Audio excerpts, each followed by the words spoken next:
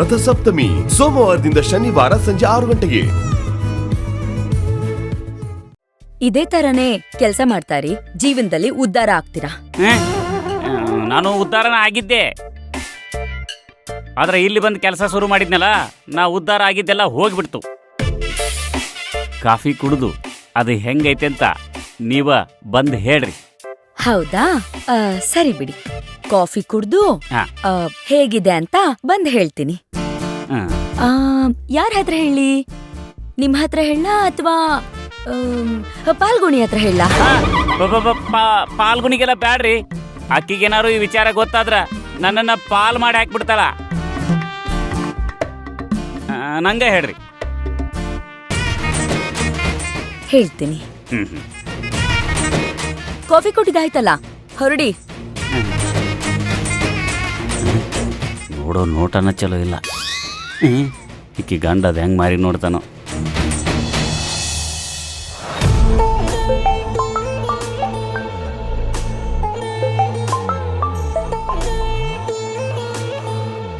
Hello, ನಮಸ್ತೆ sir.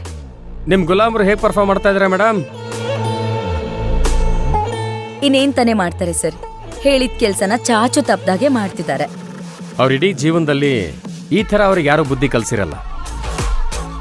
ಹೌದು sir, ಆದ್ರೆ ಯಾರಾದ್ರೂ ಒಬ್ರು ಇಂಥವ್ರಿಗೆ ಬುದ್ಧಿ ಕಲಿಸ್ಲೇಬೇಕಲ್ಲ. ನಿಮಗೀಗ ಗುಡ್ ನ್ಯೂಸ್ ಹೇಳೋಣ ಅಂತಾನೆ ಫೋನ್ ಮಾಡಿದೆ ಮೇಡಮ್. ಗುಡ್ ನ್ಯೂಸಾ?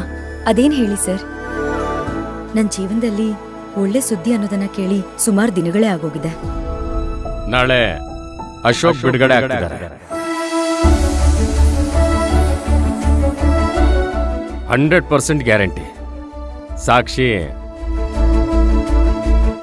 ಪಕ್ಕ ರೆಡಿ ಮಾಡಿದ್ದೀನಿ. ಸರ್, ದಿನದಿಂದ ದಿನಕ್ಕೆ ನಮ್ಮ ಮೇಲೆ ನಿಮ್ ಋಣ ಜಾಸ್ತಿನೇ ಆಗ್ತಿದೆ.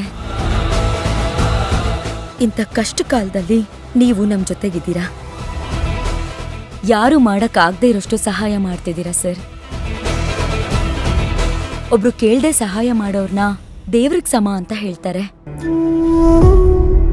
ಈ ನಿಮ್ ಋಣನ ನಾನದ್ ಯಾವಾಗ ತೀರಿಸ್ತೀನೋ ಏನೋ. ಋಣ ಏನ್ ಬಂತು ಮೇಡಮ್? ಒಬ್ಬ ಪೊಲೀಸ್ ಆಗಿ ನನ್ನ ಕರ್ತವ್ಯನ ಮಾಡ್ತಾ ಇದ್ದೀನಿ ಅಷ್ಟೇ. ನಾನು ಹೀಗೆ ಬದಲಾಗೋದಕ್ಕೆ ಮುಖ್ಯ ಕಾರಣನೇ ನೀವಲ್ವಾ ಮೇಡಮ್? ಏನೂ ಇಲ್ಲ ಬಿಡಿ ಸರ್, ನಿಮ್ಗೊಳ್ಳೆ ಮನ್ಸಿತ್ತು, ನೀವು ಬದಲಾದ್ರಿ. Anyways, thank you sir. Okay madam, ನಾನು ಮತ್ತೆ ಕಾಲ್ ಮಾಡ್ತೀನಿ. ಸರಿ ಸರ್.